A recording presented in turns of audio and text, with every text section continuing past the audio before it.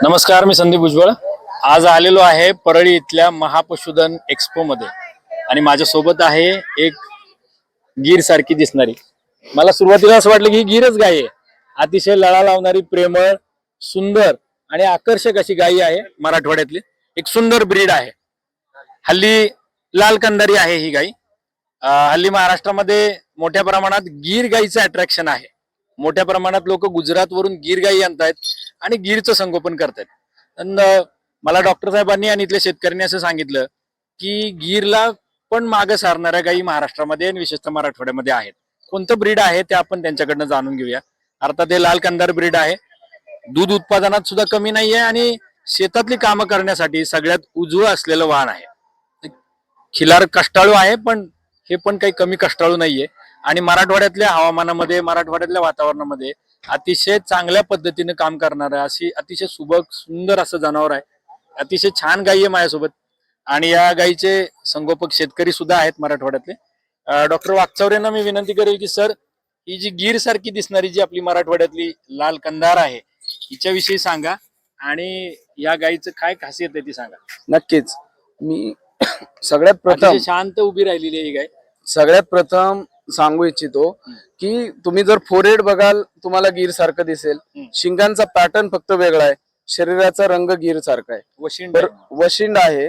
आणि फक्त एकच कमतरता आहे, दुधाला ह्या गायीने ह्या एवढ्या प्रचंड गर्दीत आणि 150 किलोमीटरचा प्रवास करून येऊन देखील अहमदपूर लातूर जिल्ह्यातनं आली आहे आणि या ठिकाणी येऊन तिने एवढ्या गर्दीत 13 लिटर पेक्षा जास्त दूध दिलंय एका वेळेला की दिवसाला? 24 तासामध्ये. 24 तास. आता 13 लिटरहून अधिक दूध देणारी एवढी प्रेमळ गाय आणि सगळ्यात महत्वाचं पब्लिक आहे, एवढ्या लोकांमध्ये ती अतिशय शांतपणे उभी राहिलेली आहे. तेच मला सांगायचं होतं की गीर घेताना मालक कधीच तिच्या लाथीची गॅरंटी देत नाही. गीरची लात जगामध्ये फेमस आहे, जशी गीर दुधासाठी. मी गीरचा काही विरोधक नाही, परंतु गीरचं मार्केटिंग करणारे खूप आहेत. माझ्या महाराष्ट्रातल्या लाल कंदारीचं आणि त्याचबरोबर आपण आता देवणी बघणार आहे, डांगी बघणार आहे, गवळावलू बघणार आहे, यांचं देखील या मराठी मातीतल्या देशी गायींचं देखील मार्केटिंग व्हायला पाहिजे. आणि ते मार्केटिंग होताना तुलना ही झालीच पाहिजे. तुलना फक्त मार्केट होईल ना. होय होय. आणि म्हणूनच मी सांगतो की ही ब्रीडची अजून एक गोष्ट आहे की जगामध्ये आपण जे काऊ कडलिंग हा विषय अमेरिकेमध्ये थेरपीसाठी वापरला जातो.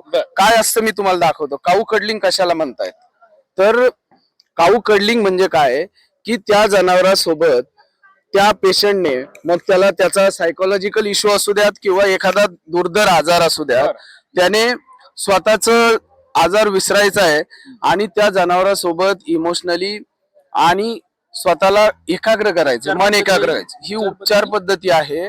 अमेरिकेमध्ये प्रचंड प्रमाणात ती पॉप्युलर होते. भारतात देखील मेट्रो सिटीच्या आसपास काऊ कडलिंग साठी एका तासाचे हजारो रुपये चार्ज केले जातात. आणि मला वाटतं त्यासाठी ही बेस्ट आहे पद्धती म्हणतात. हो. आणि सगळ्यात महत्वाचं, हिची माझी ओळख नाहीये, मी तिला आज पहिल्यांदा भेटलोय.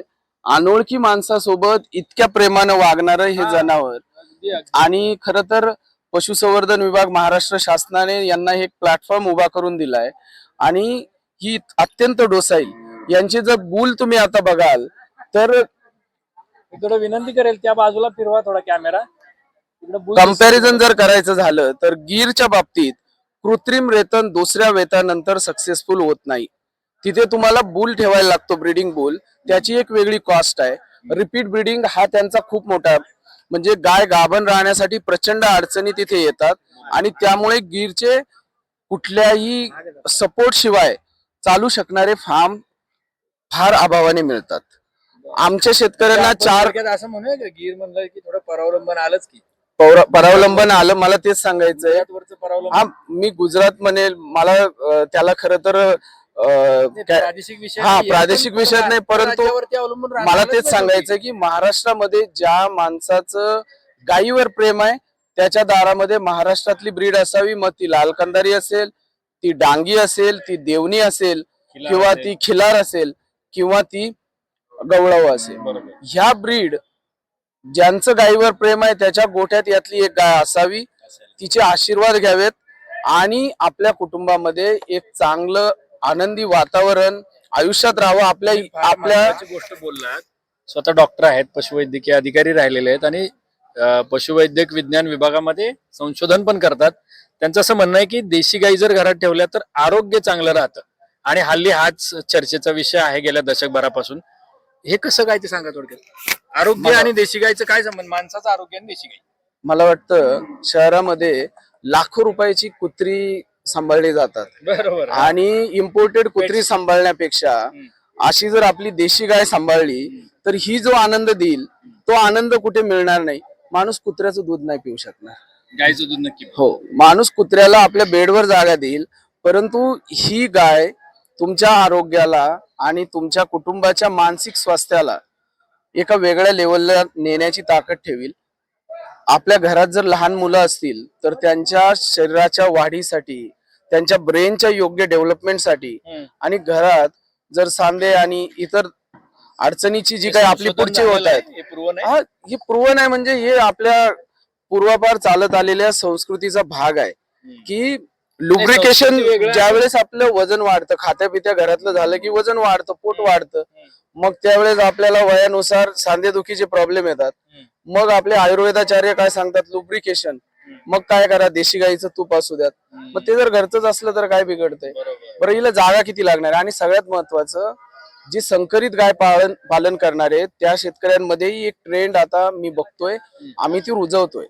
जसं अहिल्यानगर मध्ये, पुणे जिल्ह्यात, नाशिक जिल्ह्यात लोक एक खिलार किंवा एक डांगी ठेवतायत देशी गाई, विदेशी गाई बरोबर, तसंच इतर भागातही किंवा त्याही भागात ह्या स्वरूपाच्या गायी जाव्यात. शासनाचा VMDD Marathwada Vidarbha Marathwada dairy development project मध्ये वेगवेगळ्या संकरित जनावर इकडे येणार आहेत. माझं तर अशी विजन आहे, मला असं वाटतं, कल्पना अशी आहे की त्या जनावर घेऊन येणाऱ्या गाड्यांमध्ये इकडची देशी वाण त्या गोठ्यांपर्यंत पोहोचावेत आणि 35-40 हजाराला ऍव्हरेज गायी मिळतात आणि तिला जर वळू झाला तर तो लाख रुपयाचा सुद्धा एका वर्षाला विकला जाऊ शकतो.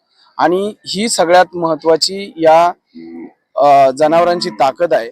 आणि ब्रीडिंगच्या बाबतीत जर म्हटलं तर हिला कृत्रिम रेतन अतिशय सफलपणे केलं जाऊ शकतं.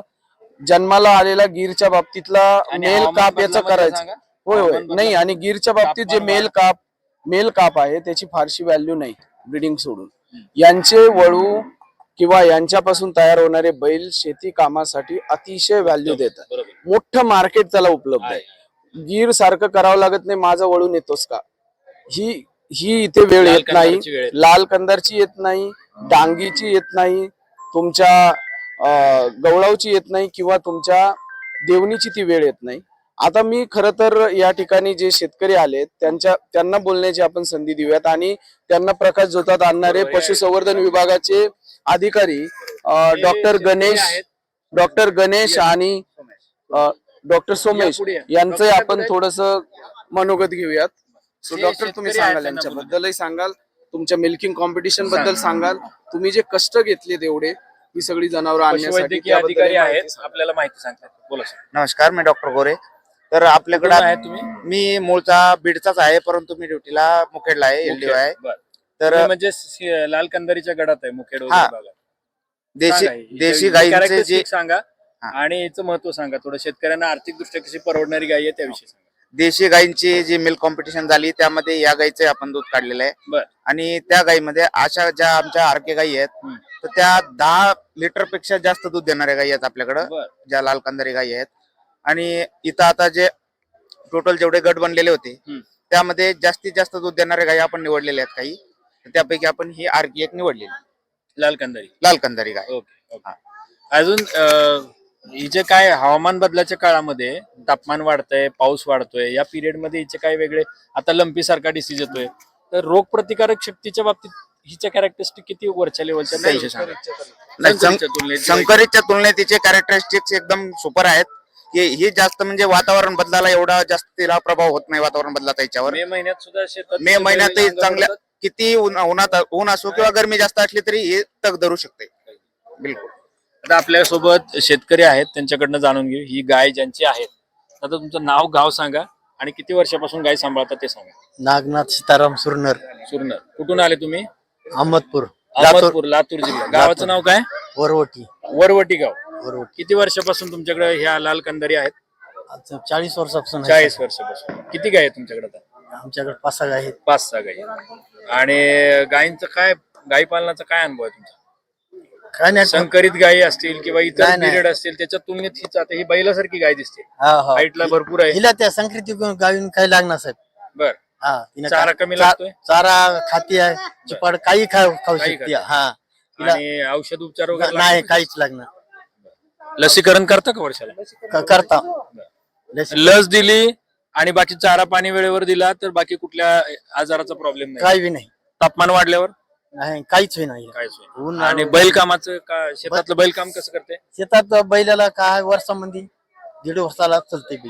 बर. 1.5 वर्षात बैल चालतो? हो. कोण तयार होतो? हा तयार होतो. बर. आणि किती वयापर्यंत चालतो कोण? ते आता जोडी जर ठेवण्यावर ठेवण्यावर आहे. 20 वर्ष, 15 वर्ष, हो. 20 वर्ष 20 चालतं. वर्षाचं. ही जे लाल कंदारी ब्रीड आहे त्याची खोंड म्हणजे त्याचे खोंड आणि बैल तयार होतात तर ते जवळपास 15 वर्षापेक्षा जास्त काळ शेतकऱ्यांना सेवा देतात. बैलांचं काम म्हणजे ट्रॅक्टर सारखंच काम आहे. ट्रॅक्टरला पर्याय खरा तर ट्रॅक्टर नंतर आला. आधी वर्षानुवर्ष, 1000 वर्षापासून बैलच आहेत. पण आता ट्रॅक्टरच्या आक्रमणामुळे बैल पण कमी झालेले आहेत. पुन्हा एकदा आपल्याला विचार करावा लागेल की बैल सुद्धा वाचले पाहिजेत. ट्रॅक्टर ठेवा, ट्रॅक्टरचा वापर करा, तो लागेल, पण बैल नाही संपले पाहिजेत आणि गाय सुद्धा संपली नाही पाहिजे. आणि त्यासाठी हे मराठवाड्यातले जे शेतकरी आहेत ते प्रयत्न करतायत. त्या सगळ्यांच्या प्रयत्नाला मुक्तपीठच्या शुभेच्छा आहेत. देशी गायींचं ब्रीड संगोपन वाढलं पाहिजे, देशी ब्रीड वाचलं पाहिजे. भविष्यामध्ये हवामान बदलाच्या काळामध्ये हे ब्रीडच आपल्याला एक मोकळा आणि मोठा मार्ग दाखवणार आहे. त्यामुळं सगळ्यांनी देशी ब्रीड बद्दल सकारात्मक राहिलं पाहिजे. तसा शासनाचाही प्रयत्न आहे आणि ह्या शेतकऱ्यांचाही प्रयत्न आहे. थांबूयात. धन्यवाद.